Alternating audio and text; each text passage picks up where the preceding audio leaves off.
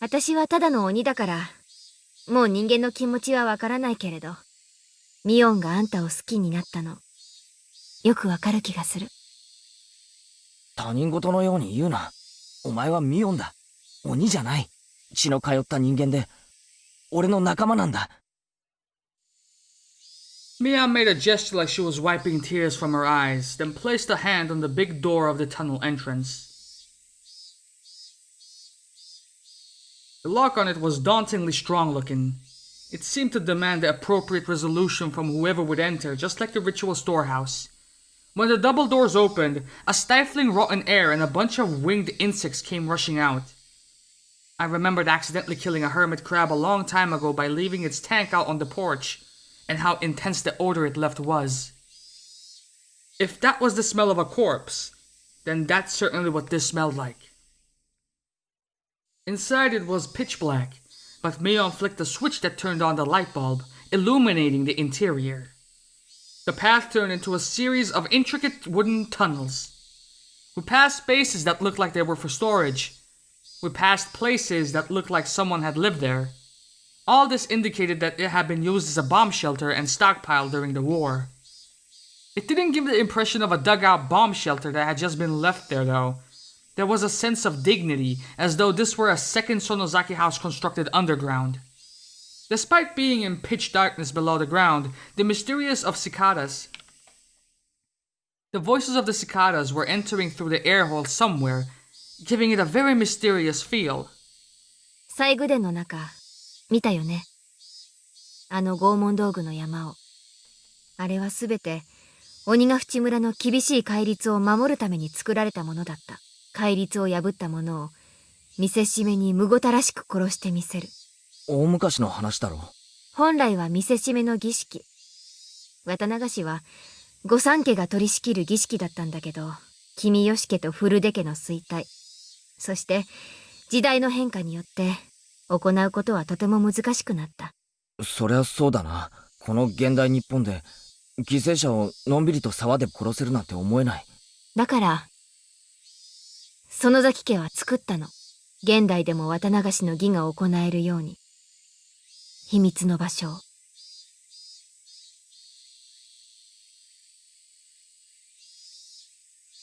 Mion opened a large, strikingly different door. And inside was none other than a modern storehouse for ritual implements. The same いろ fucking いろ room. あるでしょ。一部のものは実際に西宮殿から運び込まれたものなんだよ。All of the things there had been rusty and covered in dust, so they didn't seem that real. But the things in here were different. Every one of them had been well maintained and kept in a state that they could be used right away. Blades gleamed and spikes were sharpened.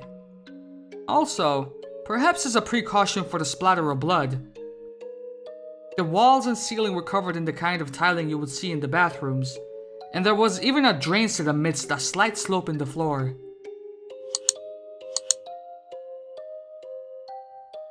There was also a coiled rubber hose along the wall attached to a faucet, perhaps for cleaning up the splattered blood. 大昔の当主の書き物によるとね、血のしぶきってのは犠牲者に負担をかけない割にはインパクトがあるんだってさ。渡流しは見せしめのショーだったから、私のご先祖様たちは様々なショーを考案してたんだよ。As she said that, Mion pointed deeper into the torture room to a spot veiled in darkness. There was surprisingly a room floored with tatami mats, and in the corner was a pile of cushions. 鑑賞席なんだよ。渡流しは見せしめのショーだから。客がいなきゃ意味がない。I couldn't speak, and I couldn't think of anything else to say. Except that if Mion revealing all this to me made her heart feel any lighter, then I was prepared to listen for as long as I needed to. みんなここで、私が殺した。Where did you dispose of him? 見てくれている観客はいなかったけど、私は渡流しを上手にやってみせた。いや、観客は一人だけいたかな。観客？私、私という鬼がミオンの執り行う綿流しをずっと見てたから。Mion cackled in self-deprecation. It wasn't a nice-sounding laugh. 向こうが牢屋。シオンはそこにいるのか？ She nodded slightly. Mion's Watanagashi had ended today. I needed to tell Shion that I was safe without a moment's delay. After all, she was probably trembling in fear at this very moment, worrying about when she would be killed. The ostentatious door on the other side opened, revealing what must have been an incredibly expansive space based on the echo it made. Mion groped around in the darkness, and a handful of naked light bulbs came on here and there. As my eyes adjusted, more and more of the great cave showed itself in the faint light. The walls were bare rock surface, and it felt so savage that bomb shelter was the most apt term for it. There were small barred rooms built here and there, like holes made by insects spiting their way through a giant piece of fruit. It was immediately clear that each one of them was a prison. みんなはどこにいるんだ？リカちゃんやサトコは。したい？ I grimaced at her having said it so outright. ああ、そうだ。いつまでも暗い中じゃかわいそうだろ。虫が湧くと嫌だったから井戸に捨てちゃったよ。ごめん。So I can't even see their faces in death. Once again, my feelings of regret at having confessed everything to Rika-chan came surging forth. If Mion hadn't attached the word sorry at the end of what she said, I might have punched her. Calm down, Keiichi Maibara. You said it yourself. No matter what, Mion Sonozaki is your greatest friend. ああ、言ったさ。I needed to hear myself say it out loud. Then came the clattering of bars in one of the cells deeper in. When I noticed it, I looked up as well. シオンか！ケイちゃんなの。I ran over to the cell. White hands were peeking out through the gaps in the bars. It really was her. 大丈夫か？シオン、怪我はしていないのか？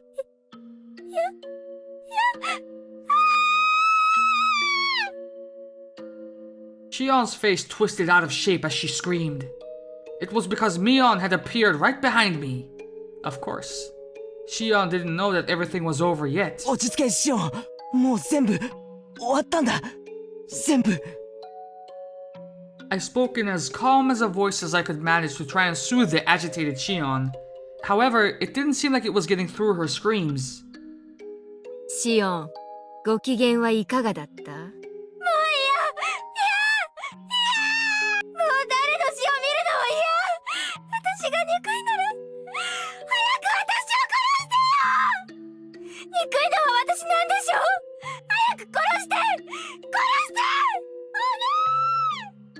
落ち着けってシオン、もう終わったんだよ。大丈夫なんだ。だから落ち着け。Shion, who was screaming and rattling the iron bars back and forth, was truly in a frantic state. I gave a slight shrug of resignation, giving way to Mion. I realized that if Mion was the one who locked her in here, and if Mion was the one who had scared Shion this much, then Mion was also the one who could put an end to this. Mion spoke from over my shoulder. Quietly. 安心しなよ。あんたは殺さない。まだまだ殺さないんだから。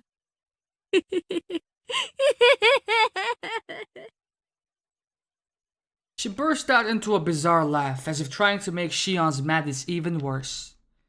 Shion broke out into fierce shiver, brought on by that laugh, and rattled the iron bars as she wailed.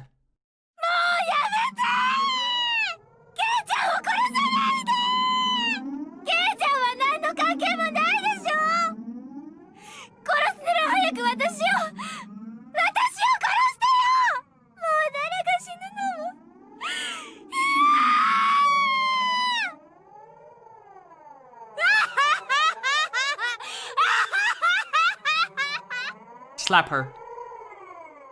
に死にたければこの男を殺した後にゆっくりとひき肉にしてやるよ。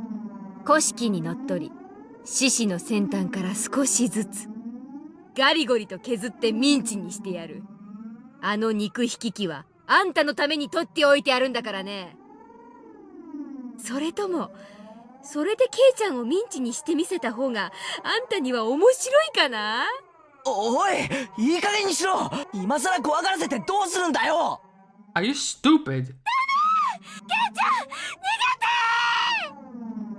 I tried to rebuke Mion for flinging terrible words at her this late in the game, but when I turned around, Mion's mouth, so much so that it was hard to believe, had twisted into a shape of even thinner than a crescent moon. It was a smile.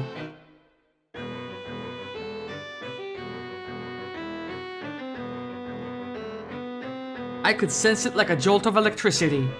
The person here wasn't my best friend Mion. It wasn't the Mion Sonozaki who had been tossed about by her heavy duty of succeeding the Sonozaki family either. Then, who was she? Ba-bam! I saw sparks flying before my eyes, like what happens when you get hit in the back of the head.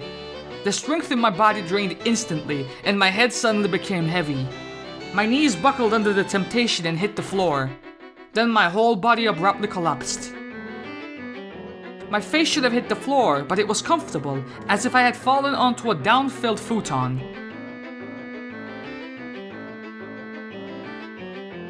My consciousness reeled and receded.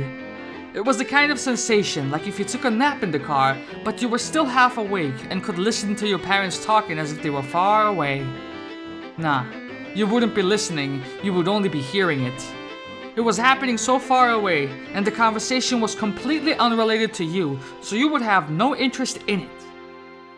So whether Shion was yelling in my ears or Mion was in vulgar hysterics, I didn't think it annoying, nor did it interest me. さーて、どんな方法で料理してやろうかね。そうだ、釘台なんかどうかな。あのちびがき二人組に試したかったんだけど、手が小さくて高速台にサイズが合わなかったからね。あれにしよう、あれにしよう。Mion held me up from behind and dragged me across the floor. The soles of my feet scraped on it, and one of my shoes fell off. もうやめてよね。やめて。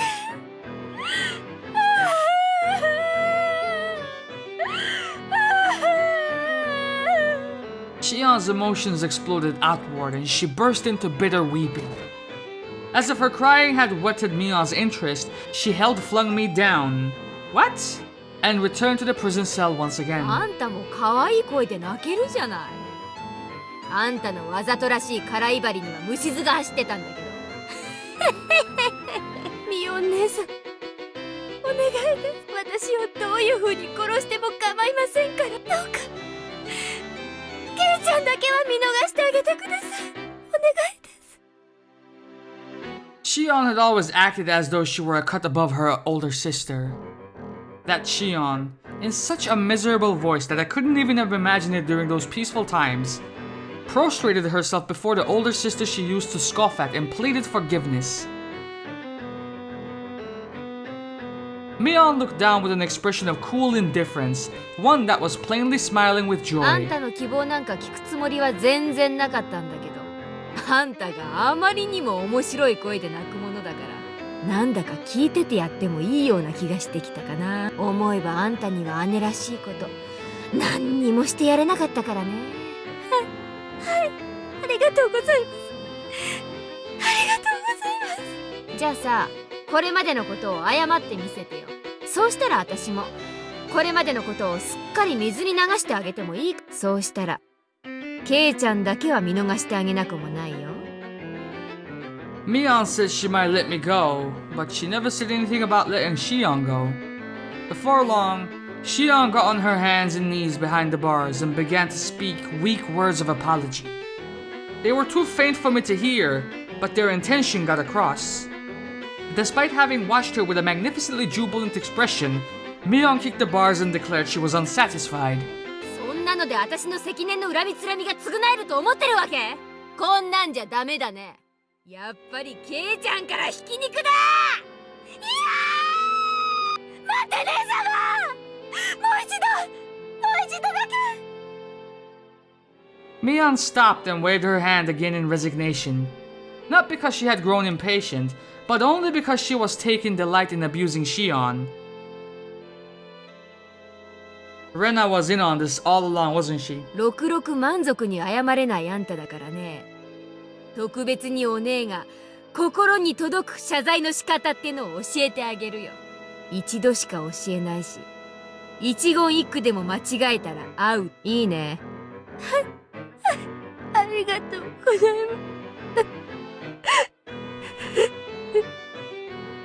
ます。Shion's miserable voice cried out, having become utterly hoarse. The sensation tearing through my chest returned a little at a time. I realized it was feelings of anger bubbling up. I was slowly regaining control of my body. However, I was only able to feel my skin and my blood flowing at the moment. I still couldn't voluntarily move my ちゃん fingers. と覚えられたかな？ではやってごらん。誠心誠意、鉄頭鉄尾。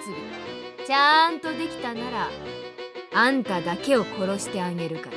はい。ありがとうございます。Something was strange. Something had become strange at some point. Until just a few moments ago, I was sure this had been Mion, but at some point, she had become someone else. The Mion I knew well would never do something so nasty like enjoy trampling all over someone's dignity like this. さ、やってごらん。お姉ちゃんはちゃんと聞いててあげるから。園崎シオンは。When I ran over to Shion's cell earlier, had the real thing been swapped out with a fake right behind me? Anyway, this couldn't possibly be Mion! 園崎シオンはミオン姉様の足元にも及ばない。This is Mion.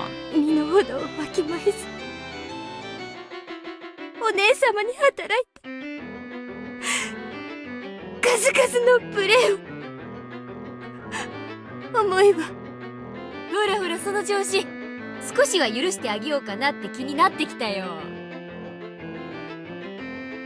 Blood circulated through my whole body. My numbed senses were returning, just a little more. While Shion is still holding Mion's... No, that thing pretending to be Mion's attention. Hurry up! 生意気だったこれまでを反省し、一生ミオン姉様に忠誠を誓いますですから。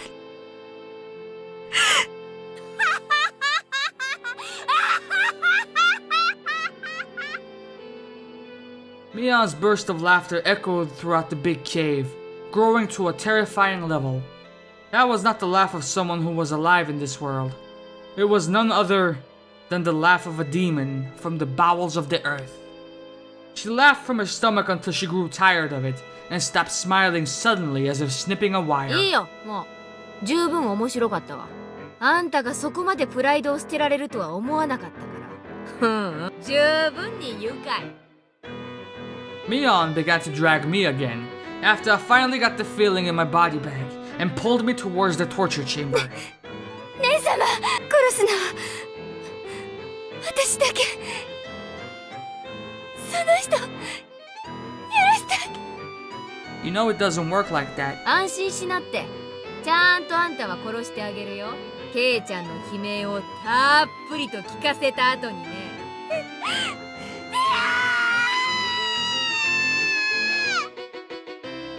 After dragging me to the torture chamber, she skillfully strapped me into the restraining table. Before I knew it, I was sprawled out and bound.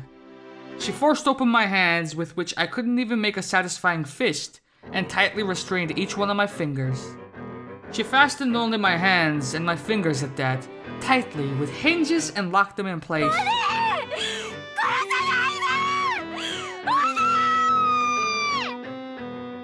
The door to the big cave with the jails had been left open, so I could hear Shion's cries of mortification the entire time. 聞こえるかいシオン、これから始めるよ、ケイちゃんの若い悲鳴を。いい加減にしろ。 The feeling in my body returned, and the first action I took was to tell off that thing that looked like Mion. ようやくお目覚め。私、さっき嘘をついたね。シオンを一番むごたらしく殺してやろうと思って閉じ込めておいたけど、あれが嘘。Mion brought over something like a toolbox. From inside it, she removed a large metal hammer, and next to that, she began to line up what looked like a long, strangely shaped nails, whose ends had been turned into hooks, like the kind you would see on a harpoon. あの子に自分のせいで死ぬ大勢の人の悲鳴をたっぷりと聞かせて、体の芯まで染み通らせてから殺す。なかなかセンスいいでしょ。お前は誰だ？は？ミオンでしょ？園崎ミオン。恐怖で頭が変になっちゃった？違うな。お前が園崎ミオンであるはずがない。 Mion snorted and continued her preparations for the horrifying torture. へえ、じゃあ私がミオンじゃなかったら私は誰なわけ？鬼だ。え？お前はミオンじゃない。さっきまで一緒だったミオンを返せ。ケイちゃん、本当に頭は大丈夫？恐怖で頭がどうかなっちゃった？触るな！この鬼め！返せ！ミオンを俺の最高の友人だった！ミオンを返せ！ Mion stood there for a few moments with her jaw hanging open, not having expected me to say that. I myself knew that I was about to go insane. I knew it was nonsense to demand Mion's return when she was right in front of me, but this person in front of me couldn't possibly have been Mion. There was no way I could accept that. So, this is what I thought. Mion really had been possessed by a demon and was controlling Mion as if it were a separate personality. Mion was just a victim of being manipulated by it. The evil one was really this thing. It all had to be the doing of this demon possessing her.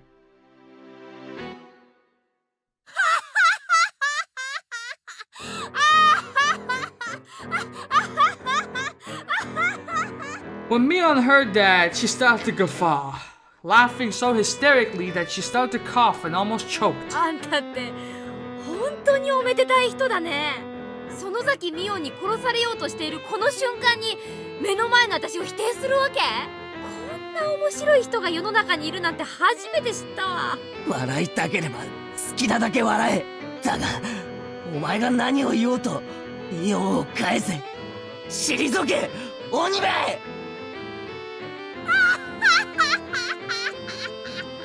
ケイちゃん、私を笑い涙で溺れ殺すつもり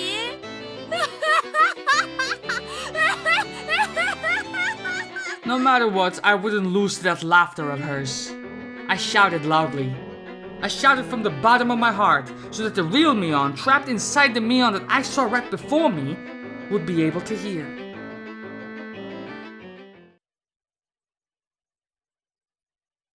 頑張れミオン！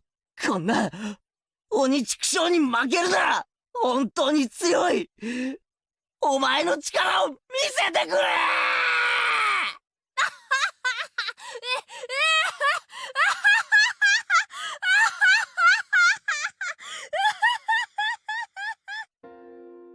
The tears welled up and flooded down her face.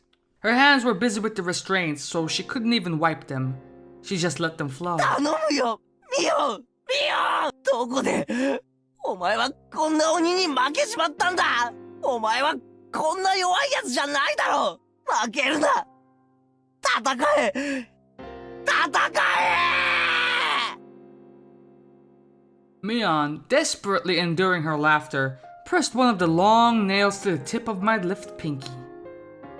In her left was the hammer. At her side were dozens more nails. I could tell what she was about to do, though I wish I couldn't. Even so, I couldn't afford to be scared. That was why I shouted. お腹の筋肉がよじれて痛いよ。もういい？そろそろ始めるよ。いい声を出してね。これはケイちゃんへの拷問である以上にシオンへの拷問なんだからさ。どうして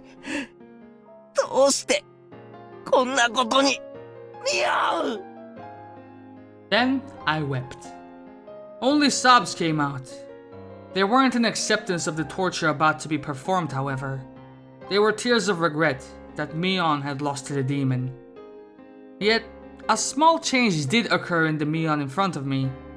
Her heightened excitement was draining, little by little. By the time I had realized it, the one in front of me had returned to being Mion.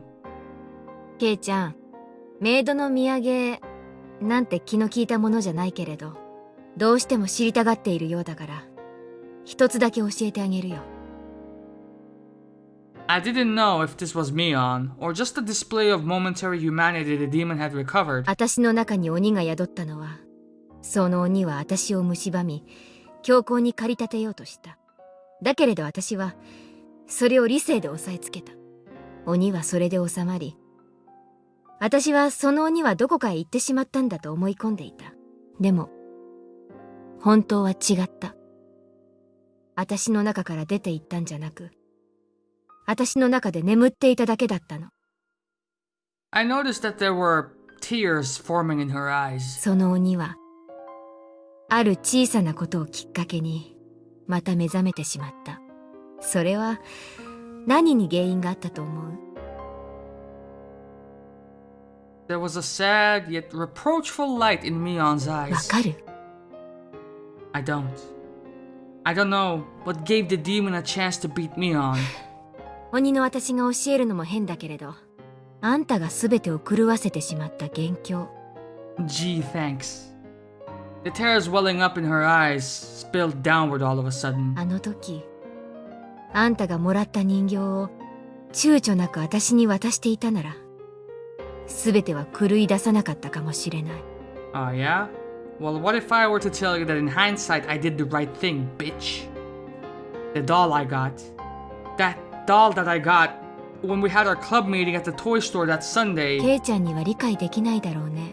理解できなくて当然。だけどね、そこからドミノ倒しみたいに、パタパタパタと、いろんなものが倒れ始めて、はじめの小さな一つを倒したあなたに自覚がないのは当然だろうけど、あなたが元凶なの。If we hadn't faltered there, if we hadn't set the ball in motion at that point, this is such a minuscule incident that we inevitably would have set it in motion with something else. そんな。あんたがミオンを泣かさなかったら、私は起きなくて済んだのにね。これで十分？メイドの土産は。A mistake that I had made on that day was what messed everything up? See, some bullshit like, if I were to meet Mion at a later date, and Keiichi fell for Shion, then this still would have happened, probably. そんな。嘘だろ。自覚がないのは当然。There was no way to win in this scenario is what I'm trying to say. でも、紛れもなく元凶なのはケイちゃん。あの時、あんたがさりげなく人形を私にあげていたら、多分こんなことにはならなかったと思う。I want to say, like I had just remembered something as I recalled that day. Rena had told me about that, and I thought I had apologized. I didn't apologize to Mion, though. I apologized to Shion. In other words, oh god, I hadn't said a single word of apology to Mion. Today, I came to this house saying that I had something to apologize for, but I never said a word of apology about this. Come to think of it, when I apologized for going to the ritual storehouse, Mion looked a bit lonely, like she was disappointed. Why didn't I realize that until just now? Rena told me at the time, and now she herself, no, the demon was telling me. Is the only way for a dense idiot like me to be cured to die altogether?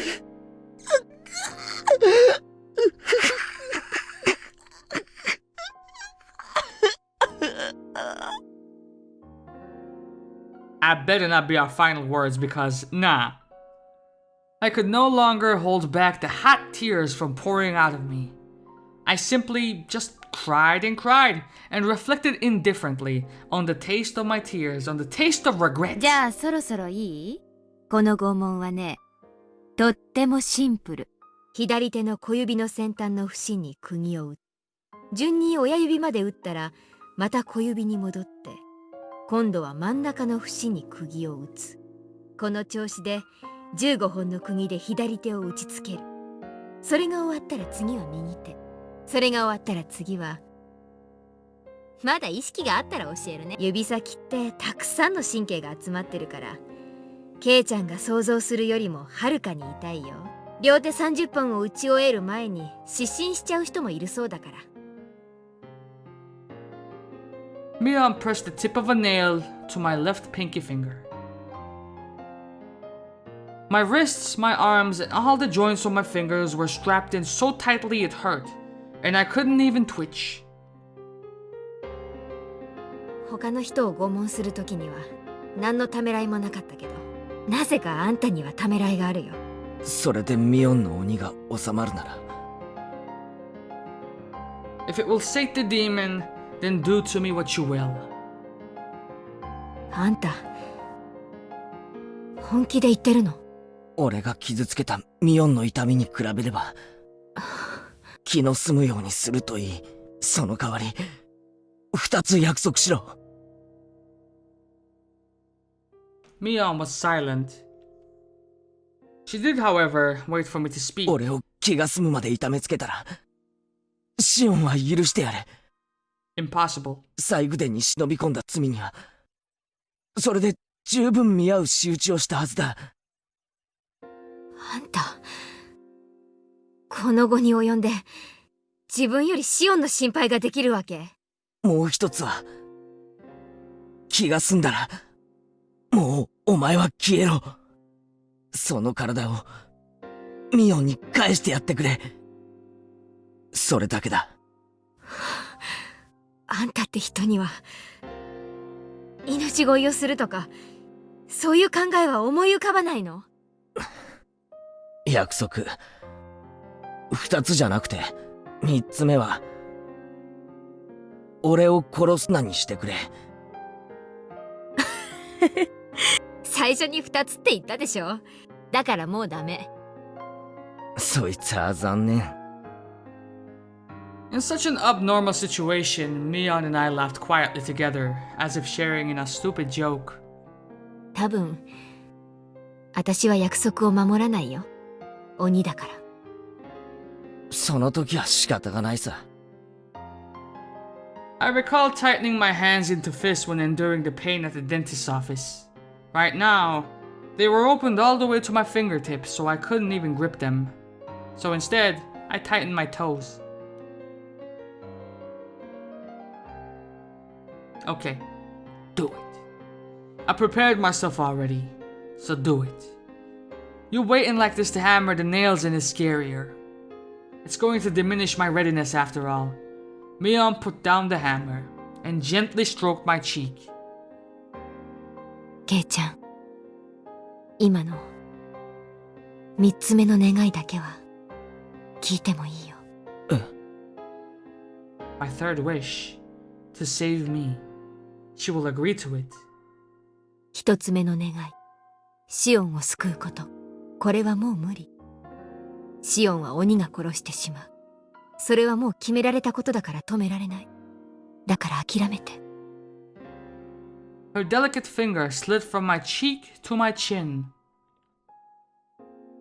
Is this now when we think back to a couple of times when we had club activities this chapter was that they put emphasis on not giving up until the very end. So nah, we can't give up. そして2つ目の願い。この体をミオンに返すこと。これももう無理。今日を境にミオンが戻ってくることはもうない。今日以降、もし私の姿があったとしても、私の姿をした。そんなことはない。ミオンはミオンだ。もう戻ってこないなんて悲しいことを言うな。 She won't though. 聞こえる？あの音。Mion gently closed her eyes and listened. I definitely heard it as well. Slam. Slam. It was a dull noise that repeated at fixed intervals. A low noise accompanied by vibrations. A lot of people were ramming the iron doors to this underground ritual storehouse. 帰りが遅いから、レナが大石を呼んだんでしょ。あのぼやーっとした感じの子が、こんなに頭が回るのだけは計算外だったな。それについては同感だよ。Mion grinned like she had been outwitted, then took something that looked like an electric razor out of her pocket. When she pressed the switch, pale blue sparks flew out with a snapping noise. 見たことないでしょ。本物のスタンガンだよ。違法品なんで、かなり出力が上げられるようになってるけどね。さっき俺に食らわせたのはそれか。子供のおもちゃには向かねえぞ。そうだね。She seemed to want to use the stun gun on me. Unable to move, I felt her press the cool lump of metal to my neck. I can see her game. She wants to get me unconscious before they break in here. She's gonna free Shion. Maybe knock her out as well? And then imprison herself. So that she essentially swaps places Shion with Mion. So she will become Shion, if that makes sense. I heard a roar as though they had broken down the first large door. The halls were a bit complex, but aside from the door to this very torture chamber, there was nothing in their way. 殺さないけど、しばらくケイちゃんにはお休みしててもらうね。すぐに大石が来てくれるから、ちょっとの我慢。Feeling the same shock as before, gritting my teeth wasn't going to help much, but I clenched them tightly anyway. However, just as she did when she was about to hammer the nails in, she hesitated a bit. I cracked open my tightly closed eyelids. ごめんね。ミオンを怪我して。ここに入る前に約束した。何があっても俺の中のミオンは変わらない。でも忘れて。今日以降、もしも私を見かけても、それは私の屍に取り付いた鬼なんだから。The fuck are you talking about? Just as I tried to say that, a much stronger light than before shined, and like a television being switched off, my consciousness went black.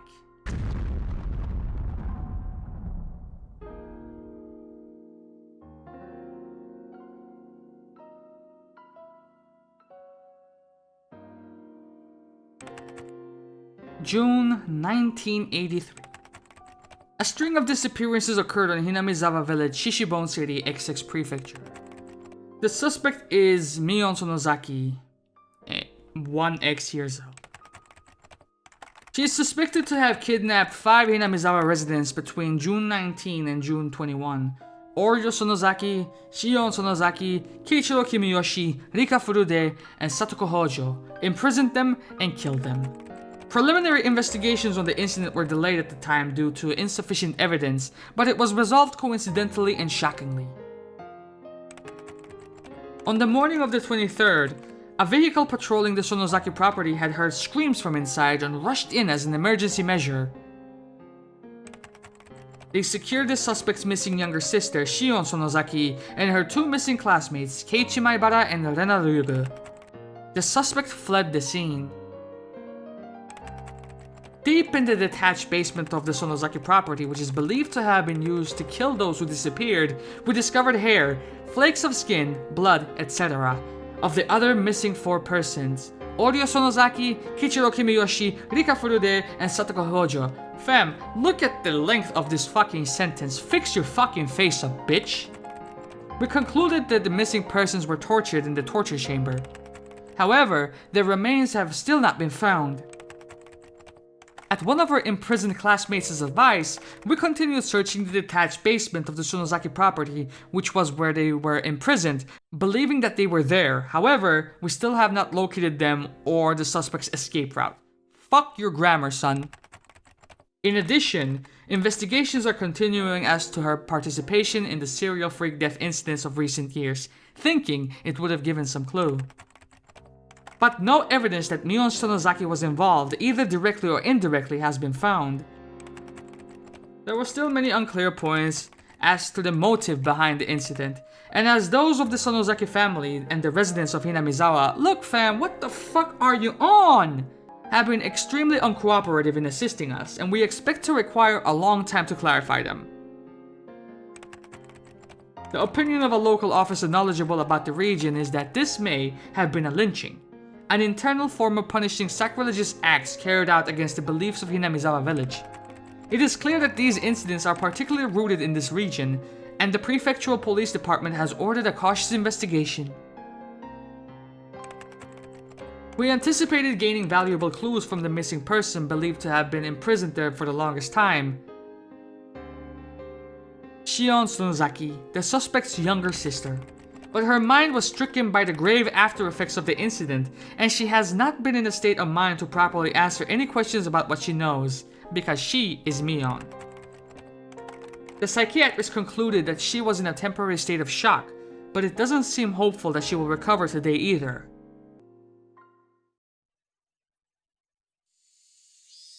Only a few days passed since that time. After that, I was rescued by Oishi-san and his subordinates, whom Rena had called in. Aside from my entirely blank state of mind, I had no external injuries. The most I had was the small burn mark from where the stun gun hit me. As I was having a checkup in the hospital, Oishi-san asked me all sorts of things, but I don't really remember what he asked or how I answered him. From what I heard, surprisingly, Mion still hadn't been captured. There were apparently a great many hallways and smaller rooms extending out from the depths of the prison.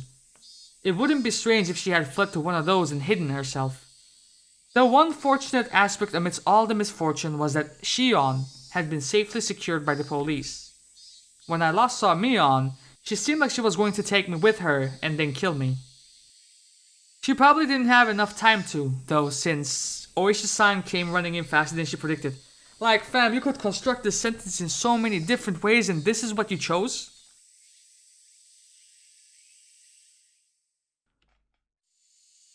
That was the only really fortunate thing to have happened. Of course, the rescued Shion, despite having no external wounds, now had a big deep wound in her heart. She was in a severe state of confusion when they rescued her, and apparently, she bit the police officers trying to resist. From what he heard, she was seeing Mion in everyone she saw. Hated not only the hospital, but even her own home, and had shut herself up somewhere in Shishibone, hiding her location. Additionally, in fear that Mion would come for her, she was moving from place to place every day. Even her parents weren't sure where she actually was. When she was living, even now, Shion was spending her days in fear of Mion's shadow. The police were investigating the Sonozaki's underground storehouse at this moment. Since they couldn't find the remains of the other sacrifices, hadn't Mion thrown the corpses into a well? I had a feeling I had said that to him. That meant a hidden tunnel, vertical like a well, was somewhere in those underground passages.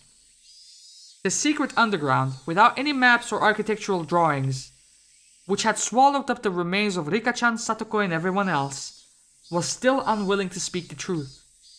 I was brought back to that basement again too, for an on-the-site inspection or something, but I didn't remember being of any help. I never wanted to go back there again. For days afterwards, the Sonozakis living in Okinomiya, in other words, Mion and Shion's parents, the big-name Yakuza, would come to our house to apologize, bringing many of their followers with them.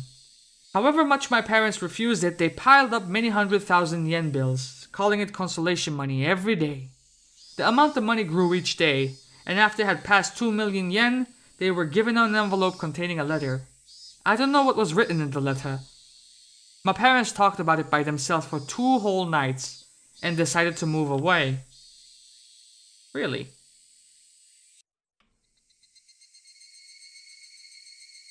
そっか、引っ越しちゃうんだね。いつ？来月の終わり。Hinamizawaには結局、半年も居つかなかったことになるな。寂しくなるね。私一人しか残らない。Brenna smiled sadly. If I just said yeah, I thought it would make her even more lonely, so I changed the subject. こう考えることがあるんだ。That's how I broached it. Mion hadn't actually fled, but had been demoned away in the truest sense of the term. Where she went after she disappeared? That we didn't know. What was there? Where had she disappeared to? I hope there was a hobby shop dealing in imports, the kind Mion liked. In that place, she would definitely be free from the burdensome fetters of her family, and not live as Mion Sonozaki, but as just Mion, and enjoy herself. Maybe she's already met up with Satoko and Rika-chan. They must also have been waiting for the day Rena and I would join them, spending all their time doing club activities, as lively as they always were. When I told Rena that, she smiled and nodded to me.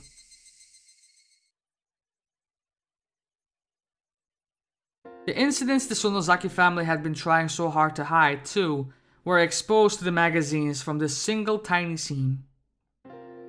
The serial incidents of recent years were all pulled up like long vine in the ground one by one, and for many days, news of it was brought up on talk and variety shows.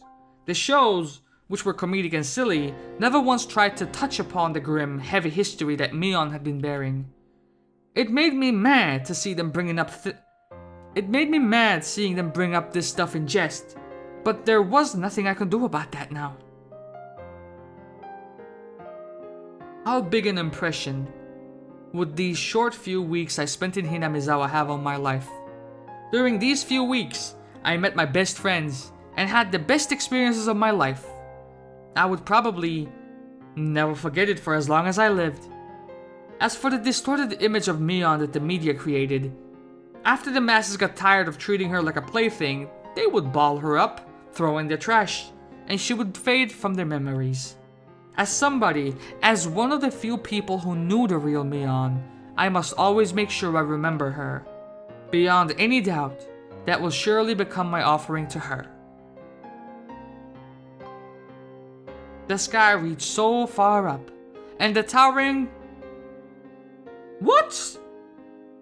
Cumulonimbus.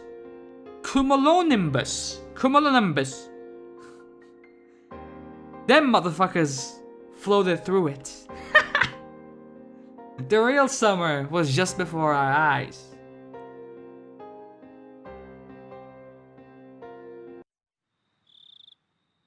Even now, whenever 10 p.m. came around, I would expect a phone call from Shion or Mion rather.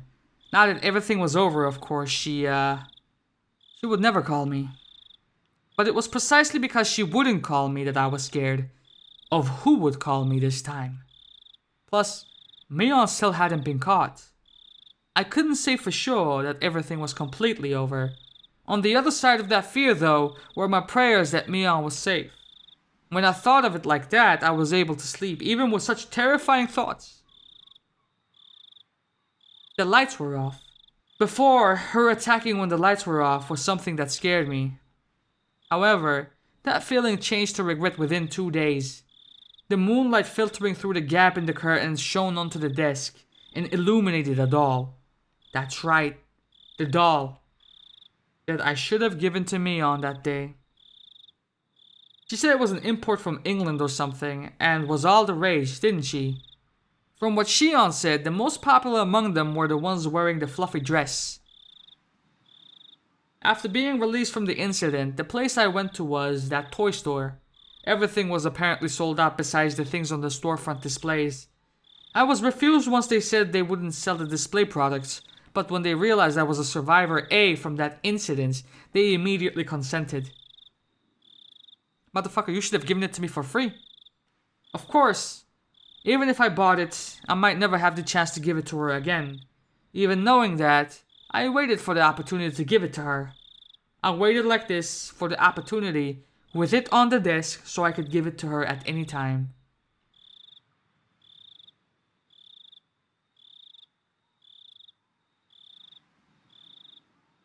Plunk. There was a weird noise. It was a noise I wasn't used to hearing. It was too big to be raindrops, and it was completely different from the sound lost bugs make when they ram into fluorescent lights. I figured I must have misheard, and nestled back into my futon. Plunk. That noise happened again. I wasn't hearing things. I definitely heard it. Where was it coming from? I got up and turned on the light. Pebbles on my windows. If there was a second, there would be a third. What? From where, though? I listened carefully. Plunk. The window. Some sort of pebbles were colliding with my window, you dense fuck. When I realized they weren't being blown there by the wind, fuck's sake, but rather being thrown by a person, I gave a start. I looked at the clock. It was 2 a.m. Who would it be at a time like this? I quietly peek out front through the gaps in the curtains. In the light at the gate, despite it being so late, I saw someone. They picked up a piece of gravel and threw it at this window. It hit the window and made a plunking noise. Who the fuck was it? I caught my breath in surprise. If my eyes weren't deceiving me, that person was Mion. I threw open the window and looked at the figure again. My eyes certainly weren't deceiving me. It was Mion. Mion pressed her index finger to her lips and made a shh motion so I wouldn't shout. If she hadn't, well, I was nearly about to cry out. Mion was in a very delicate position right now.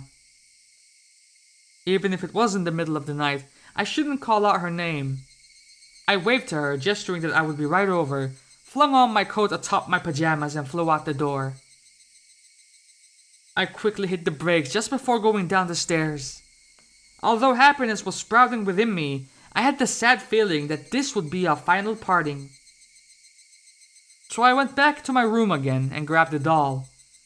If there was a God, I don't think I would have ever thanked him as much as today. Even if it would be the last time we saw each other, I was so grateful for this one chance to give it to her. I slipped into my sandals, unlocked the door, unhooked the chain, and leaped out of the house. ミオお久しぶり。どう？元気にしてた？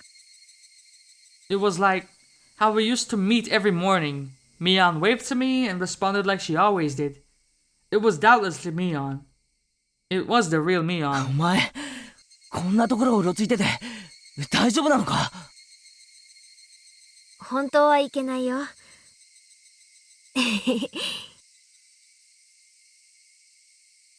She certainly wasn't acting like she knew the police were following her.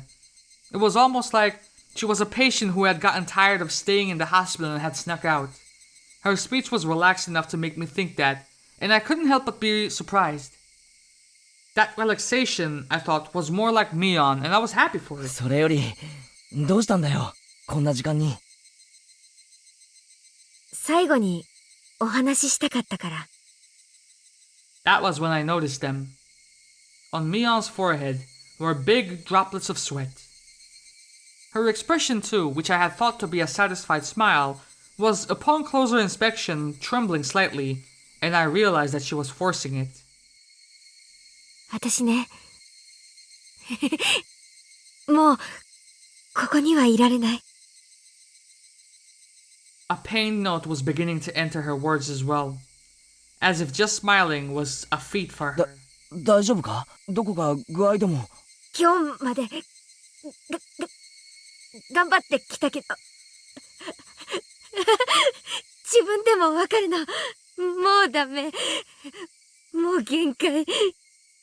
私のお迎えは、もうすぐ後ろまで来てる。Good.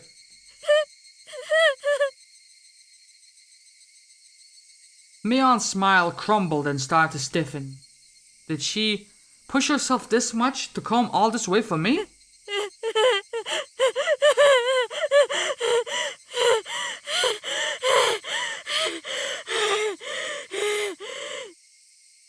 Her laughter cut off and changed into rough breathing.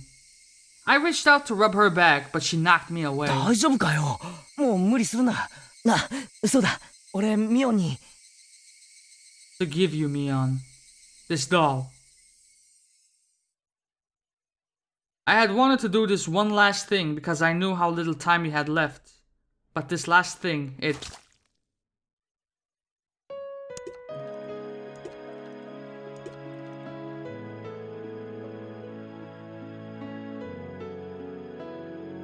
my stomach is burning. Mion took a meat cleaver-like knife and stabbed me, and pushed it in tight and took it and twisted it. Mion? Hey! What? What the what? It hurts!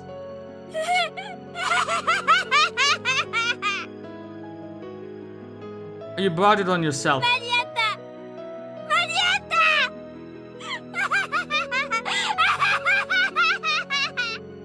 You dumb fuck, Keiichi Maibara. I cowered on the ground.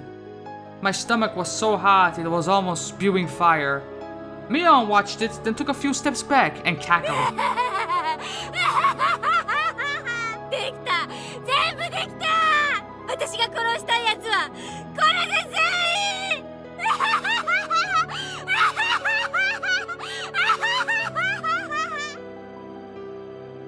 The last words Mion left me with that day came back to me. 今日を境にミオンが戻ってくることはもうない。 From today on, even if my body is here, a body is all it will be. She never said that, I tell you. By then, the demon will have taken it over. The demon.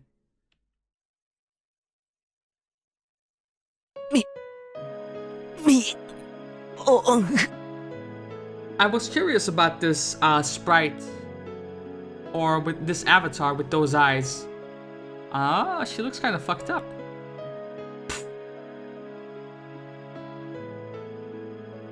This can't.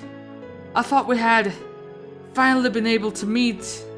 This can't. Mion.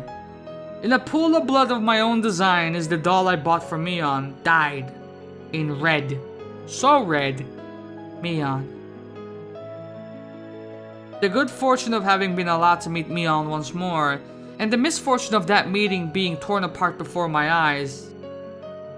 Should I be grateful or curse it? My emotions were neither of those, as my consciousness sunk deep into a black swamp. The doll I bought for Mion, the blood, had ruined it. No matter how I scrubbed and scrubbed, it had needlessly been ruined. The sad moon was so white, it looked frozen.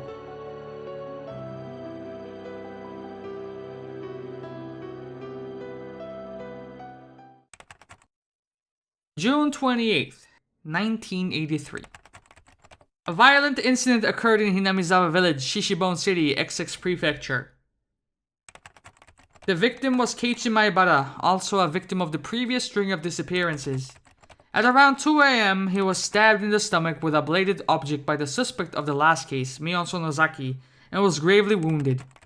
He was discovered when his parents woke up and was then transported to the clinic. He escaped death. The criminal fled the scene.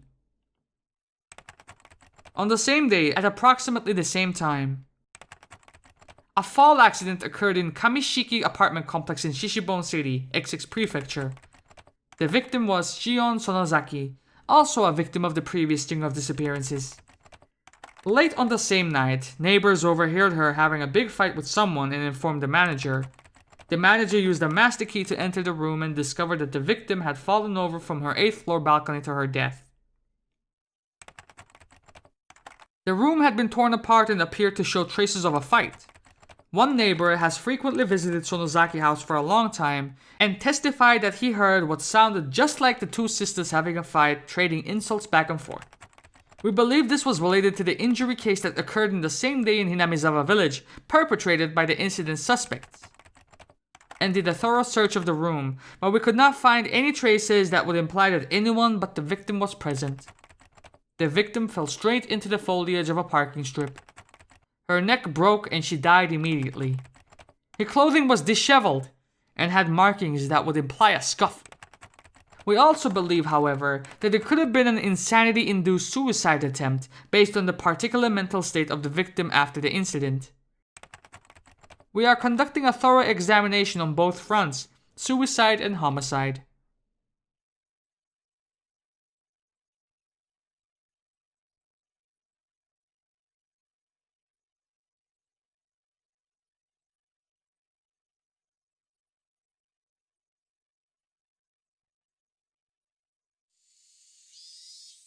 本当に5分だけですからね。刺激しないようにしてください。心得ていますよ。Clack. The door opened, and as I expected, Oishi-san came in. どうも前原さん。ご無沙汰しておりますね。その後、お加減はいかがですか？医者が言うには術後の回復は順調だそうですが、あんたの顔を見たらまた傷が悪くなりそうです。こりゃ手厳しい。As Oishi-san gave a laugh that smelled of sweat, he handed Mom a bag of assorted candies he must have purchased from the souvenir corner on the first floor of the hospital.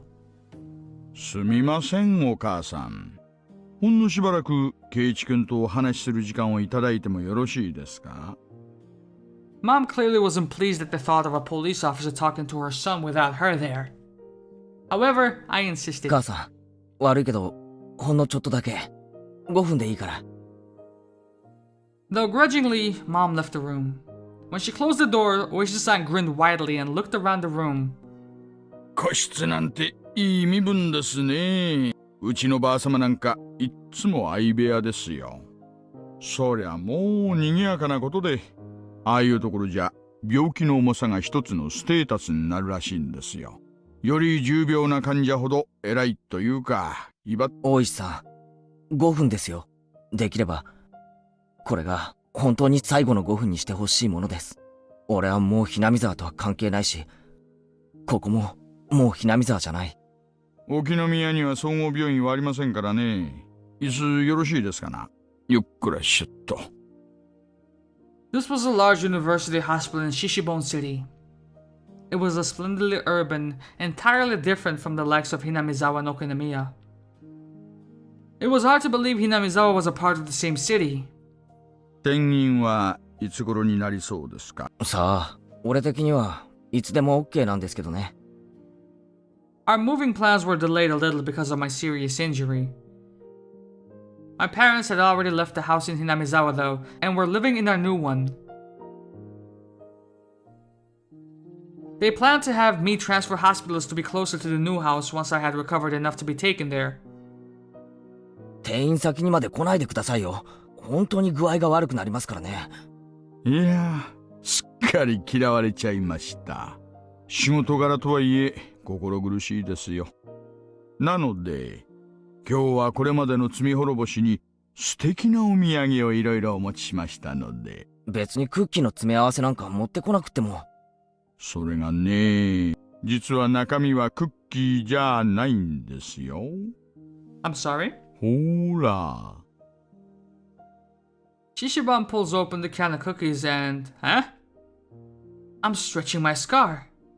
前原さんの好みがわからなかったので、いろいろと持ってきましたよ。ほら、よりどりみどり、野原は黄緑ってなもんです。さあさ、好きなだけ持っていっちゃってください。こんな本なんか持ってこないでください。持って帰っていってて。健全な若者がこんなところにずーっと閉じ込められてたら、こんなところにいると看護師フェチにしかなりませんよ。世の中には看護師さん以外にも素晴らしいものがいっぱいあるんですからね。今から専門を決めないで幅広くオールラウンドに行かなくっちゃ。I gave Oyster-san Volga's laughter a pained grin. Somehow or other, I understood. The fact that Oyster-san was bringing it up like this meant that he must have had something important to talk about. シオンさんの件は。The night I was stabbed by Mion, Shion fell from her balcony and died. They said the police were investigating all possibilities, accident, suicide, and homicide, but it could have only been Mion's doing. Mion found out where Shion was hiding and pushed her down to her death. Nothing else was conceivable. 事故のわけない。ミオンです。絶対に。鑑識の連中は自殺だとしか思えないなんて言ってるんですが、シオンさんを突き落とし、一晩のうちにね。ミオンはまだ見つからないんですか？そうそう。それを今日はお伝えしたくて来たんですよ。はい。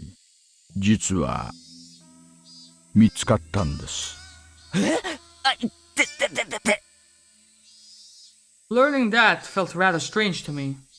I was partly relieved that the incident was truly over, and I was partly sorry that my best friend had finally been caught. With best friends like that, I felt many other things too. My heart was a maze of emotions. それだけじゃない。園崎家の例の地下。隠し井戸も見つかったんですよ。前原さんがおっしゃられてた通り。そうですか。That sliver of hope, that possibility I'd believe in, that Rika-chan and Satoko were alive, just from the fact that their remains hadn't been found, gone. あの地下に実に巧妙に隠されてましてね。いやいや、まさに死角中の死角でした。井戸状に掘られた垂直トンネルでして、はしごが設けてあって、下へずーっと行ったところに、今度は横へ抜けるトンネルが作られていました。そこを数百メートルも張って進むと、なんと山中の古い井戸に。過去の園崎家の当主が作らせた秘密の逃げ道だったんでしょうね。でしょうな。明治以降に作ったものでしょうが、いやいや、よくもあんなものを作ったもんです。みんなの遺体はその底に。はい。逃げ道の通路よりもさらに下に、コールタール状の泥水が溜まってまして、そこに無造作に投げ込まれていました。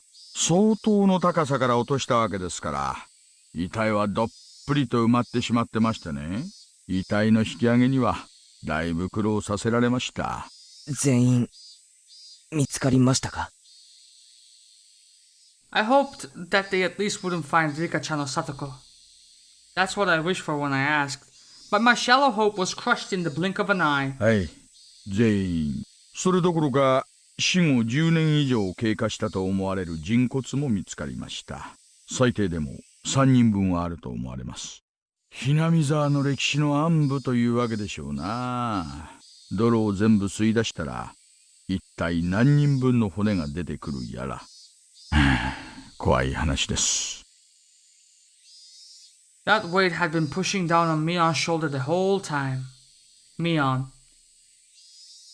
今、鹿骨市内の過去数十年の失踪者を洗い直しているところです。諦められてた失踪事件も、これを機に全部解決するんじゃないか、なんて言われてますよ。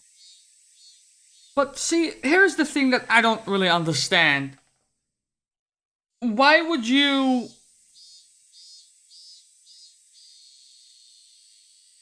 why would you leave Tomitake-san's body and Takano-san's body and not just put him in the well with the rest of them? After a deep silence, he breathed a heavy sigh. Or was the idea, the illusion, that the bodies in the well were the ones who were deemed in the way? Oishi-san went for his cigarettes to pass time, but realized this was a non-smoking area, so he gave up and put them back in his shirt pocket. そうそう。これは寄り道なんですが、古出里香さん、ご存知ですよね。No. もちろん仲間ですから。彼女、例えば糖尿病でインスリンの注射を常用していたとか、そんな話はありました？ Not once. Admate. I didn't know what he was talking about. 実は彼女のスカートのポッケからですね、I didn't even know her skirt had a pocket. 注射器が見つかりまして、Could it have been the psychostimulant you were looking 破 for? 損していたので薬物は特定できなかったのですが、少々不似合いだったので興味を持ちまして。本当にご存知ありません？ I didn't know anything about Rika-chan carrying syringes around with her. 園崎家は本業の方、薬剤屋さんのことです。で、覚醒剤を扱ってるとの噂がありましてね、その可能性もあるかなんて思ってたのですが。リカちゃんが覚醒剤の常用者だっていうのか？いえいえ、そうは申してませんよ。ただ、お醤油をもらいに行くついでに注射器を持っていくってのは、どう考えても変ですからね。I have no idea what any of this means. My eyes are spinning. I feel sick. 大丈夫ですか？看護師さんを呼びましょうか？大丈夫ですから、話の続きを。まあ、注射器の話はそれだけです。それだけが個人的に気になったもので。Rika-chan. リカさん、村のマスコットみたいなところがありましたからね。今、村は騒然としてるみたいですよ。盲信してた年寄り方と、殺してしまった園崎家とで、実効支配していた御三家もほぼ全滅状態。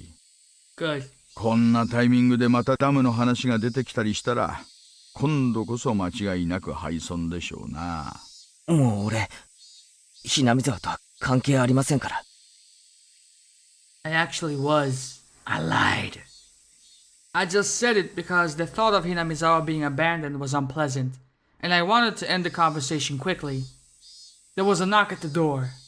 It opened slightly, and my mom asked if we were still talking. ありゃ、無駄話が過ぎましたか。Slightly. 参ったな。I looked at the clock. 5 minutes were long past. He told my mother that there was something he really wanted to ask, and if she could wait a little longer. そう手短にね。There wasn't any getting around the fact that she was thinking about what a police officer could be talking to her son about.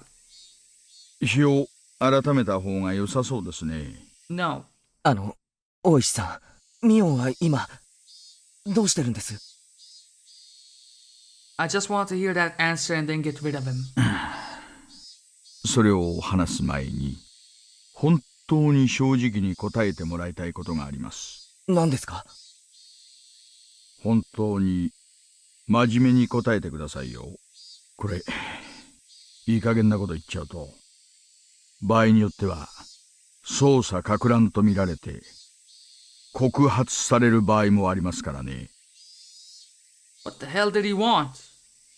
前原さん、シオンさんを突き落とした犯人は誰だと思います？ミオンしか考えられないじゃないですか。では、あなたを刺したの誰です？何度も言わせないでください。ミオンですよ。園崎ミオン。Orisha-san smiled bitterly, then dabbed at his forehead with a handkerchief to wipe his sweat.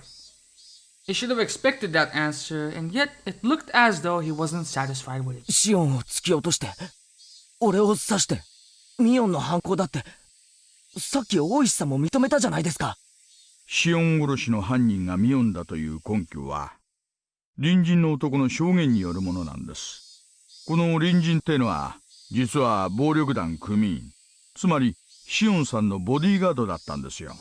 このうちのリーダー格が古参で、園崎姉妹が幼いうちから親身になってた男なんだそうで。That man said this. The noise he heard from next door was just like the sound of a fight between the sisters that he was used to hearing when they still lived together. And no, there was no doubt about it.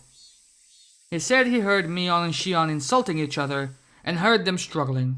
At first, though, he thought it was a hallucination she was having, brought on by her dementia. You see, He thought that because that sort of ruckus had been occurring every night.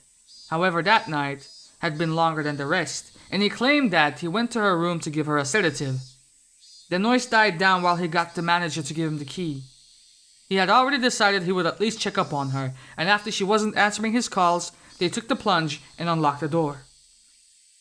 Then they saw that the room was a mess.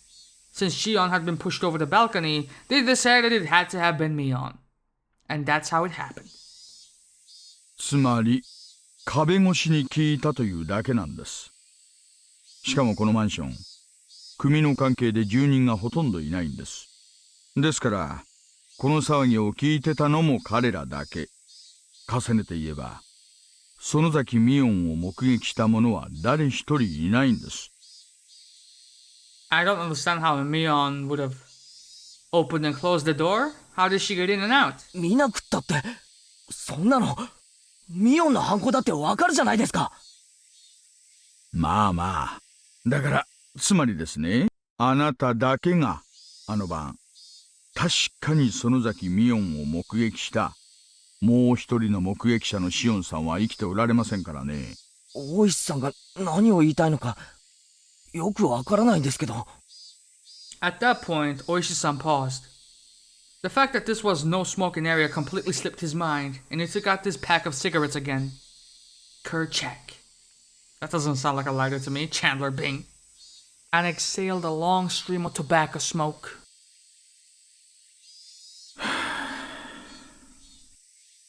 あなた。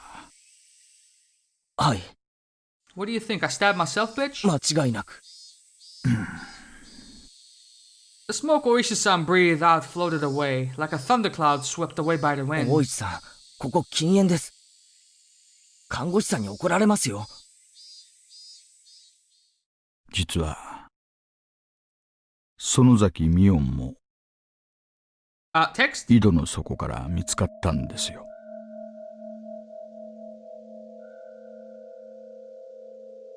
What? What? Wait, what? 転落死です。あの井戸の隠し通路から逃げ出そうとしてはしごを降りる途中に足を踏み外し、そこまで転落し、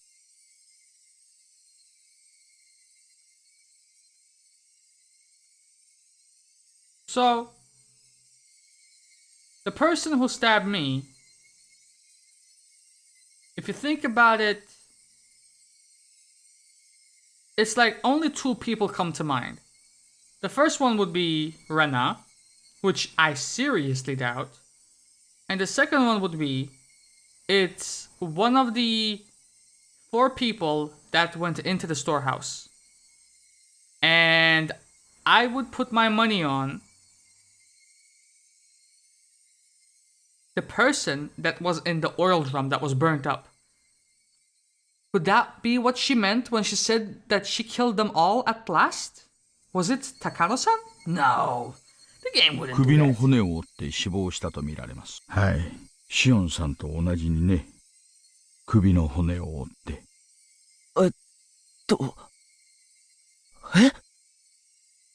あの日、前原さんを気絶させた後、園崎ミオンは隠し井戸から外へ逃れようとして、足を踏み外して死んだのです。まるで、そこに突き落とした他の犠牲者の死体に呼び寄せられるようにね。それじゃあおかしいじゃないですか。検視の結果、間違いなくあの日に死亡したものと確認されました。あなたとシオンさんを襲ってからあそこに戻ったんじゃない。あの日にすでに死んでいたんです。My jaw was on the floor. There was absolutely no way that could be. Mion was the one that stabbed me. It had to have been her. There wouldn't have been anyone else to do it, right? じゃあ誰が俺とシオンを襲ったんですか。誰が。あなたを襲った園崎ミオンなのに園崎ミオンじゃない何者かですよ。Cheers, officer. That clears everything up. Thank you. Hope I never see you again.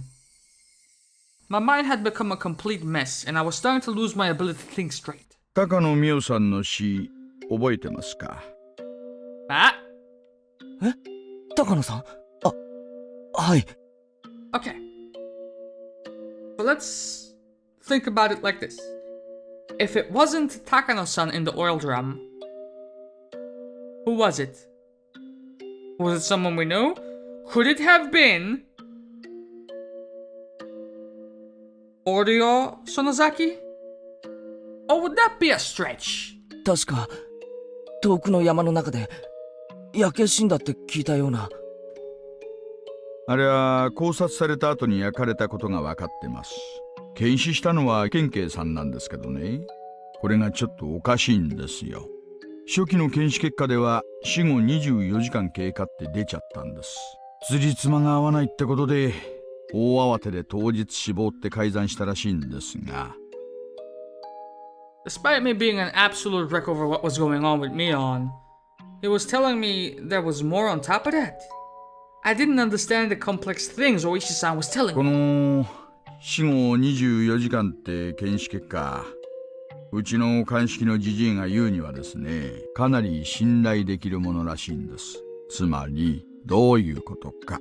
これは何度も聞いた質問になりますが、あなた綿流しの晩高野美代さんに会ってますよね。合ってます。その前日、お祭りの準備の日にも会ってますよね。私もその時お会いしてますし。ええ、合ってますよ。死後24時間ってことは、お祭りの前日の晩にはもう死んでるってことになるんですよ。そんなはず。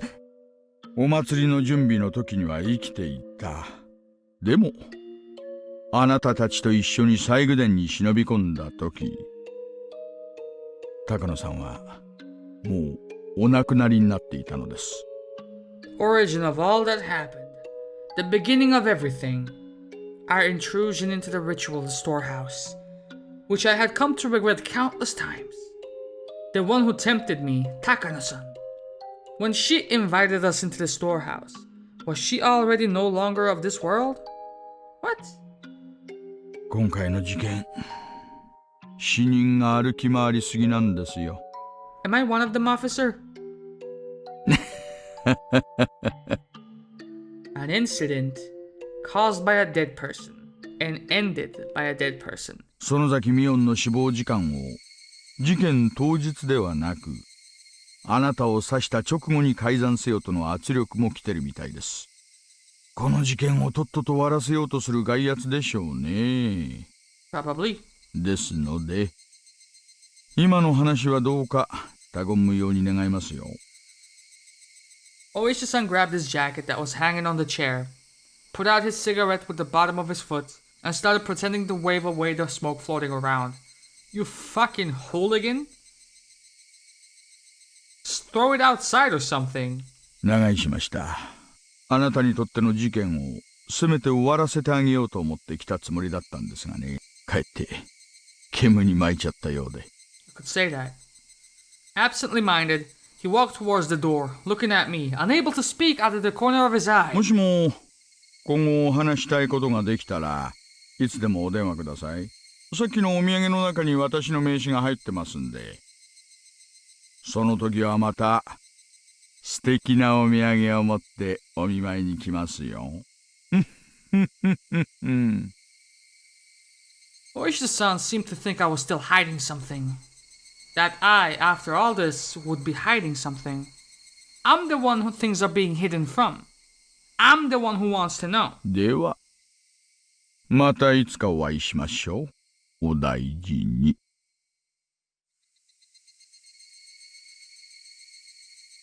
I listened to the tap tap tap tap tap of Oishi-san walking down the hallway. I still couldn't return from my state of bewilderment. He wanted to end this incident as it applied to me? What was over? Nothing was over. The incident was still continuing.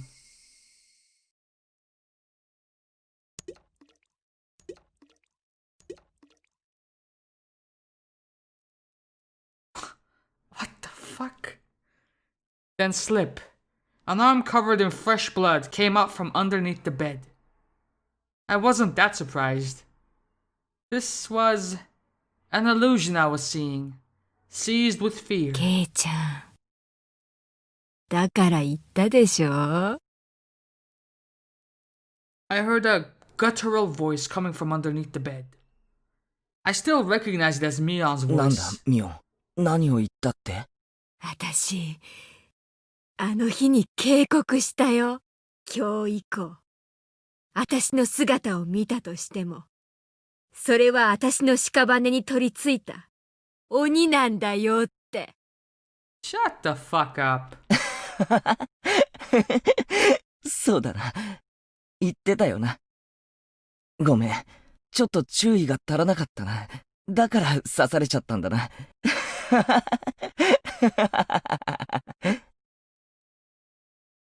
Possibly wounds sustained when she fell from the ladder. Many of her fingernails were broken and torn. Her arms slowly felt on top of the bed searching for mine. あのさ、ミオン。 That's not my arm, bitch. 俺今、こんな冗談を考えたんだ。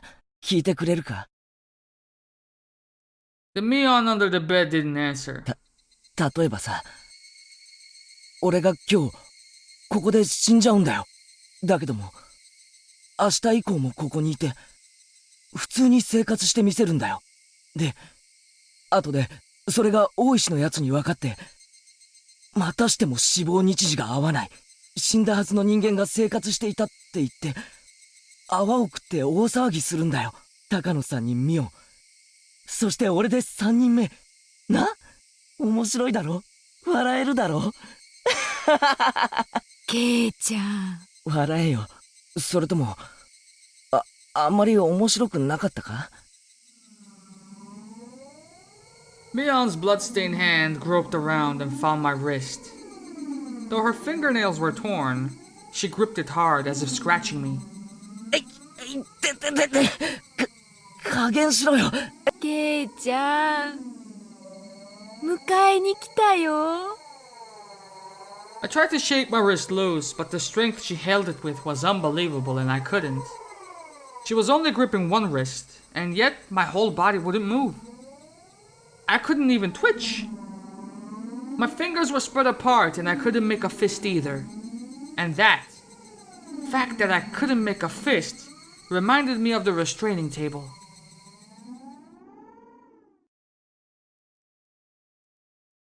I felt a crooked nail press against my left pinky fingertip.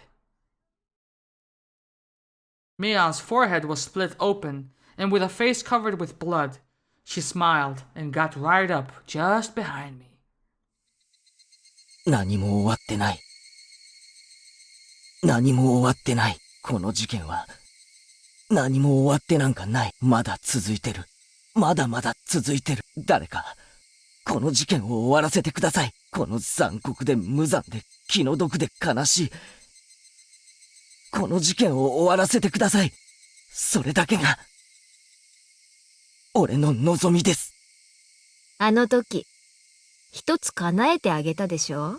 今度はダメ。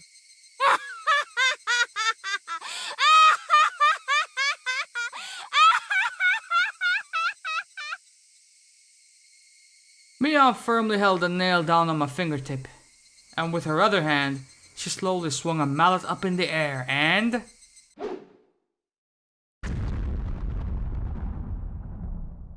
That was chapter 2 of Higurashi When They Cry. I don't know how to feel about this, man. It was good. It was alright. But I'm confused. I have so many questions. I think I'll just refrain from, diving off in the deep end of the water until we have explored the upcoming chapters. That might make things make more sense. I think what threw me off with this one was the fact that it was a different story, as if the first chapter didn't happen at all.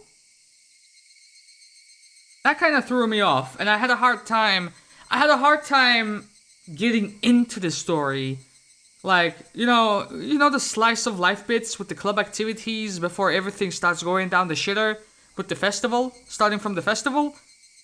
I had a hard time getting into it when I had the events of the first chapter freshly in my mind. And now, am I supposed to expect the same type of quote-unquote standalone type of story going into chapter 3?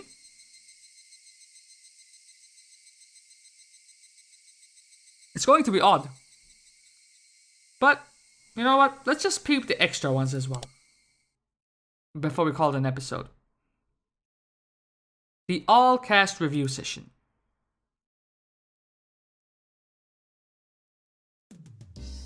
Higurashiの泣く頃に水、綿流しを最後までお楽しみいただき、誠にありがとうございました。今度のシナリオはいかがだったでしょうか。ちょっぴりでもお楽しみいただければ幸いです。ちょっぴりも何も、また大大バッドエンドですわ。プンプンでございますことよ。プンプンなのです。いやー、みんなお疲れ。まあ終わり方こそあれだったけど、今回のシナリオは事実上ミオン編みたいなもんだったんじゃない？ Kind of like it was a Rena chapter in the first one. 私大活躍で大満足。にゃはははは。あんなの大活躍とは言いませんですわ。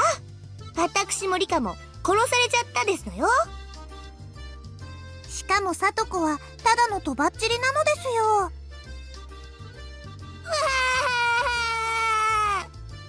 Poor Lass just wanted some soy sauce. あんな死に方嫌なのですな。ほら泣かないで。みーちゃんメインのお話だったように、さとこちゃんメインのお話もあるんだから、今から楽しみだね。きっとさとこがひどい目にあってじわりじわりといたぶり回される話に違いないね。そうなの嫌。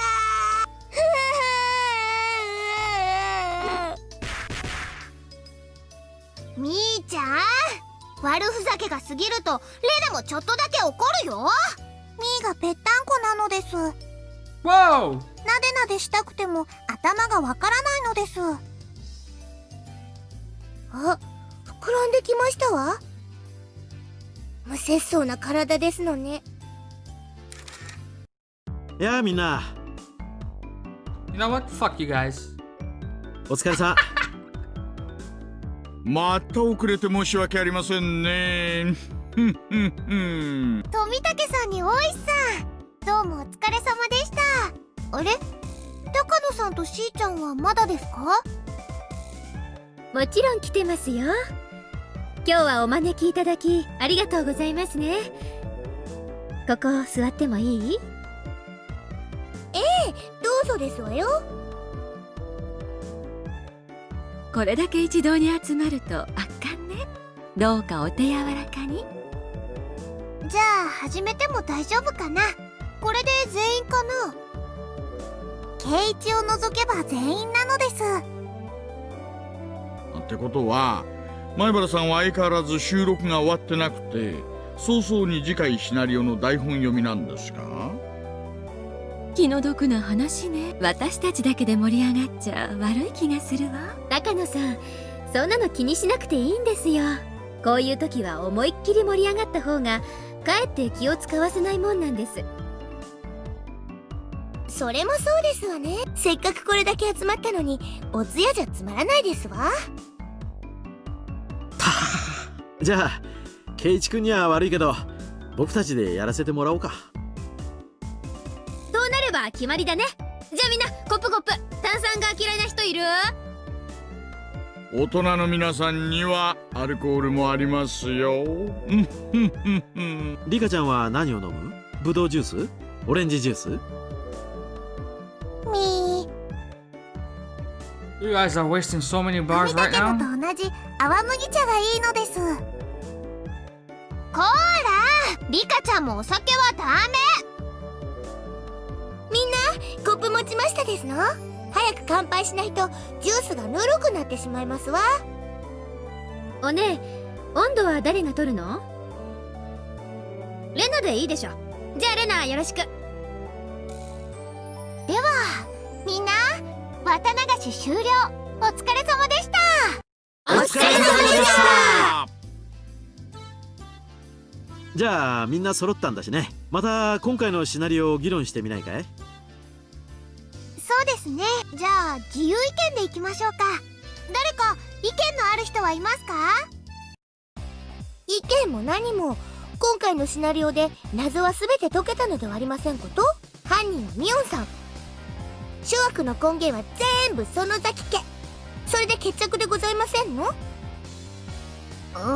そうだね。みーちゃんは犯人じゃないって信じてたんだけどな。大甘ですよ。こんなのは前回の鬼隠しから十分予想できたことじゃないですか。むしろ予想通りすぎて呆れちゃうくらいですよ。そうですね。前回のシナリオをプレイされた方の予想の大多数と合致するんじゃないでしょうかね。みんなの期待通りの展開になったみたいなのです。じゃあこれで日暮の泣く頃に水のメインシナリオはほとんど終わりなのかな。全ての元凶はみーちゃんの園崎家で決まり？そうかしら。私はむしろこれで園崎家犯人説はなくなったと思ってるくらいだけれど。あ、高野さんと意見が合いましたね。私も同じ意見。私はタタリなんか信じないけど、でも少なくとも園崎家が真犯人である確率は薄くなったと思ってるね。どうしてなの？だってみーちゃんがみんなを殺したって自供したじゃない。そうですわ。私とリカを殺しておいて今さら犯人じゃないなんてどういう意味なんですの？別に煙に巻くつもりはないよ。たださ、私ミオンが全ての犯人だとするにはいろいろと無理が多いんだよ。ちょっと考えればすぐわかるよ。僕は園崎家犯人説の近からず遠からずに真相があると確信してる。ぜひミオンちゃんの説が聞きたいね。ではご拝聴。ラストで私がさ、過去の事件に自分は全て関与しているって白状するでしょ。あそこで感じた大きな違和感が根拠かな。だって考えてみなよ。過去の事件が園崎家の起こしたものならすごいことだよ。だってどれもほぼ完全犯罪でしょ。園崎家以外の犯人や事故で決着するという究極の犯罪だもの。そりゃそうでしょう。だって大きな力を持つ園崎家が暗躍してるんだもの。完全犯罪なんてお茶の子さいさいでしょ。そこが違和感なんだよ。過去4年間園崎本家の気配を全く感じさせずにあれだけ上手に人を殺したり消したりしてきたんだよ。そこへ行くと5年目の事件はすごくチープなんだよ。手当たり次第に片っ端から消して殺して、しかも園崎家とのつながりは簡単に看破できちゃうしさ。そう言われてみればそうだね。過去の事件はたたりとも犯罪ともつかない不思議な連続事件だったけど、今回の5年目の事件だけはすごく乱暴だったもんね。何を言ってるのかよくわかりませんわ。リカにはわかります？つまり園崎家が本当に犯人なら5年目の事件ももっともっと上手にやったと言っているのですよ。じゃあつまり何ですの？私とリカを殺したのはミオンさんではなく、ミオンさんに取り付いた鬼の仕業だったってことですの？ほらほら、やっぱり前回の私の予想通りミオンさんは悪い人じゃなかったのですわ。そうそう、レナもサトコちゃんも何かが取り付いて悪いことをしてるって意見。じゃあやっぱり私たちの説は正しかったのかな？私も前回から引き続きたたり説ですが、今回のシナリオでさらに確信を深めましたよ。ラストのラストで私が明かす、目撃されていたにもかかわらずその数日前に死んでいたという高野さんやミオンさんの情報はまさにそれを裏付けると思います。あらあら、前回は弱かったたたり派が今回はずいぶん強気ね。人間犯人説の皆さんには反論はないのかしら。前回人間犯人説だったのは確かみーちゃんにリカちゃん、それから富武さんでしたよね。では張り切って反論をお願いします。参ったな。うまい言葉が思いつかないな。たたり派の根拠の一つが合わない死亡時刻なんですよね。じゃあそのトリックを崩せれば人間犯人説は立証できるわけですね。お、シオンには何かいい反論があるの？まあ一応。でも私人間犯人説ではお姉と同じ意見ですけど、それでもよければ反論してみせますけど。何でも結構ですわ。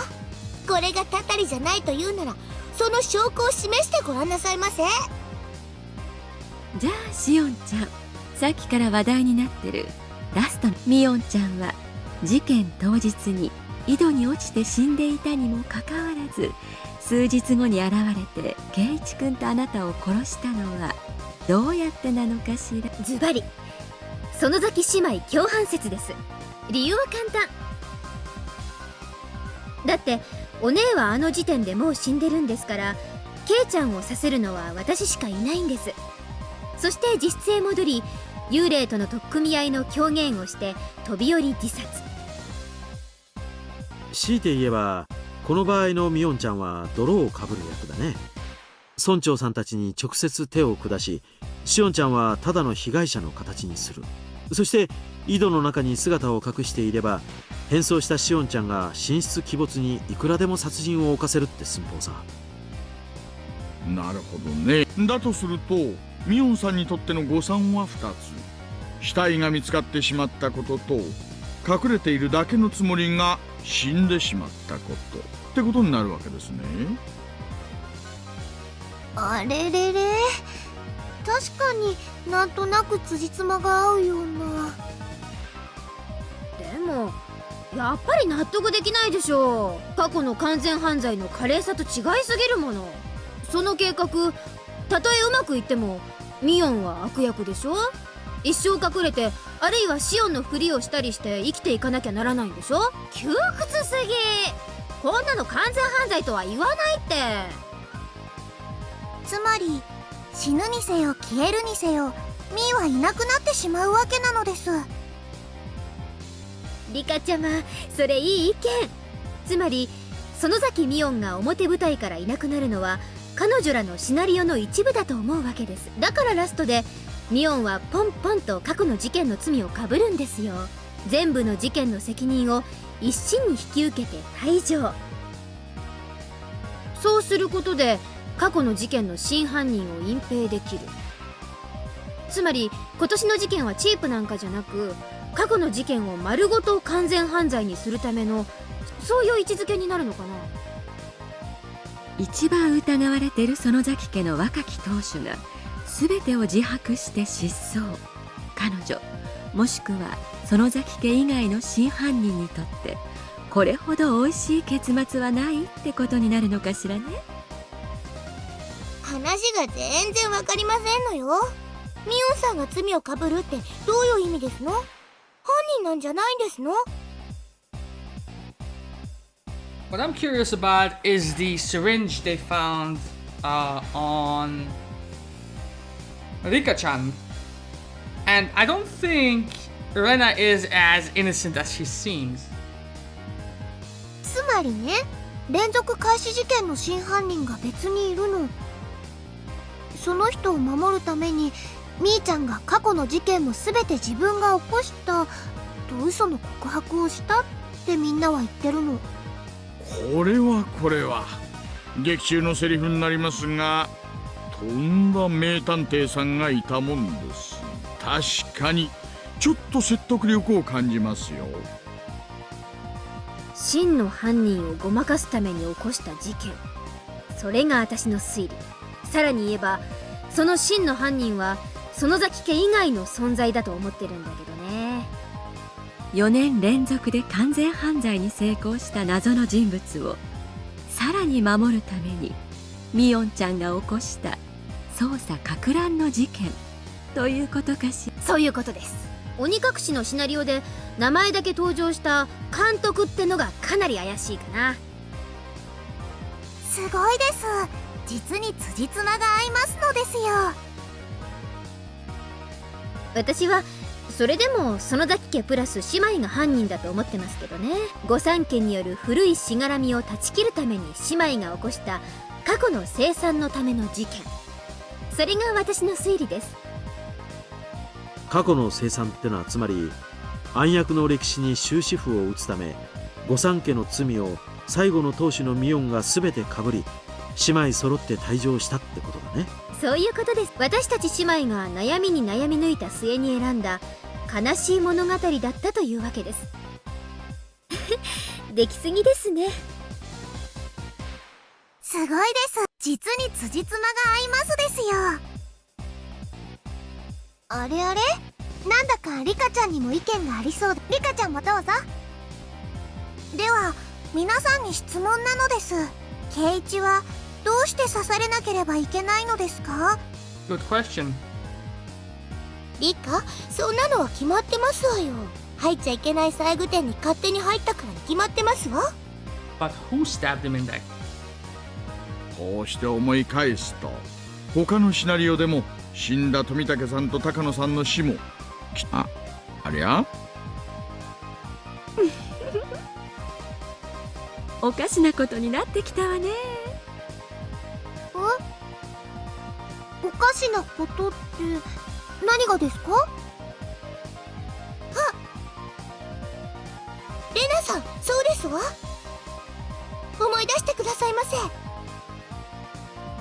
そうなのです。例えば鬼隠しのシナリオではケイイチは細具殿には忍び込んでいないのに命を狙われているのです。それはきっとHinamizawaはよそ者を嫌うんだろ。だからケイイチ君も命を狙われたんだよ。それはおかしいでしょう。 Especially after giving his family 2 million yen. だったらケイちゃんの両親だって襲われていいはず。どう見ても両親に危機が迫っていたようには見えないね。 I wonder about the contents of that letter they received. 今回だけでなく他のシナリオでも。さあさあ、人間犯人説の皆様方、ケイイチさんが狙われる理由がちゃんと説明できませんと人間が犯人とは立証できませんでしたよ。でもたたり説だとしてもやはり前原さんが前回も今回も襲われる理由が分かりませんけどね。もう一息で解明できそうだったけど、やっぱり謎はたくさん残ってるみたいだね。ケイイチ君以外の人の死には何かしら理由が見つけられるんだけど、鬼隠しでもたらい回しでも、そして今回の綿流しでも Taraimawashi. 細具殿に踏み入るのとは無関係に狙われてる。では今回だけではなく他のシナリオでも殺されるようなことをしちゃってるんじゃありませんこと？なるほど。他のシナリオと今回の前原さんの行動に共通項が見つけられればそれが全体の事件の謎を解く鍵になりそうですね。ざっとシナリオを読み比べたけどケイイチ君なりに日々を送ってると思うよ。細具殿の一件さえ除けばケイイチ君の日々の暮らしに不審な点は見当たらないけどな。ケイイチ君、今回と他のシナリオの時に何をやったのかな。殺されるような悪いこと。迷った時には本人に聞いてみるのが一番なのですよ。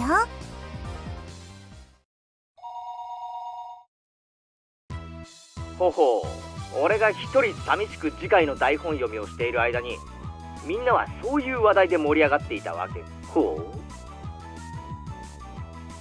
う、そういうわけなの。だからね、ケイイチ君の自分の胸に聞いてみてほしいんだけど。ケイちゃん、殺されるようなどんな悪いことをやったわけ？私にいつも働いている牢崎のせいに違いないですわ。僕に時々危ない視線を向けて妄想に浸っている顔はまさに犯罪者そのものなのです。そうそう、年頃の女の子たちに囲まれて毎日幸せってのがそもそもの罪のような気がするな。なはははは、それは確かに重罪ですね。前原さん、実に羨ましい主人公役ですよ。たまには変わってください。 What? Nasty old man. まあ確かにあれだけ役得がいろいろあれば最後にちょっと刺されるくらいお安いご用よね。というわけで圭一さん、あなたの犯した罪を思い出しまして。今回も他のシナリオでも清く正しく生きてる俺がいつもラストはひどい目に。その上さらに自分の胸に聞いてみろだと。聞きたいのは俺の方だぞ。これは何かの謀略だ。かわいそかわいそです。今度頭をなでなでしてあげますですよ。今回のシナリオを読んだ上で改めて鬼隠しを読むべきかな。私はミオンの立場になって綿流しを読み返してみるよ。ケイちゃんの立場で読んだ時とは違う発見があるかもね。私は鬼の仕業だとずーっと思ってますのよ。全ての現象とトリックは全て鬼で説明がつきますのよ。なんだかプラズマみたいなのです。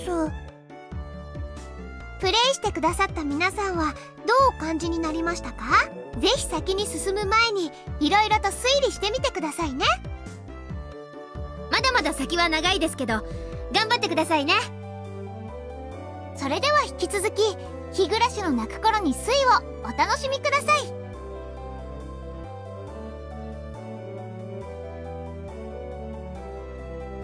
And with that, we are going to stamp this project completed. So many questions.